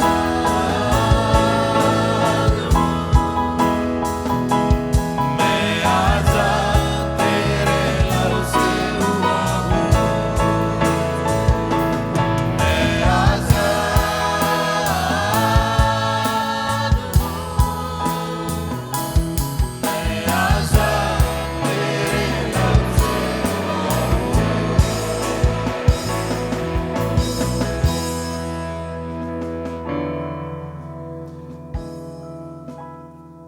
हम जितना तुझे चाहते उससे बढ़कर तू हमें चाहता है, इसलिए धन्यवाद। तो हमारे लिए सिर्फ खुदा बनकर आसमानों में बैठा नहीं रहा, तो हमारे जीवनों में रुचि लेकर उसमें शामिल भी हुआ। और वहां तक तूने अपने आप को सीमित नहीं रखा, तू शरीर धारण कर हमारे बीच में हमारे जैसे ही बनकर, हमारे जैसे ही सारी दुर्बलताओं का सामना करते हुए हमारे साथ रहकर हमारा सहभागी हुआ। और वहां पर भी तूने अपने आप को सीमित नहीं किया, तूने हमें अपना मंदिर बना दिया। धन्यवाद यीशु, तू हमको लेकर बहुत सीरियस है। You are serious about us. हम भी वो ऐसी एक प्रतिक्रिया तेरी तरफ दिखा पाए, हम भी प्रभु जी तुझे बता पाए कि yes we are serious about you. हम बहुत सीरियस है खुदा। हमने जो निर्णय लिया है उसको अंजाम तक पहुंचाने के लिए हम भी तेरे साथ सहयोग देंगे। जब तू हमसे बात करेगा, जब तू हमें बदलना चाहेगा, तब हम सहयोग देंगे खुदा। और धीरे धीरे कर कर महिमा से महिमा की ओर, जब तक कि हम यीशु मसीह के बराबर ना हो जाए, तो हमें बदलते रहना।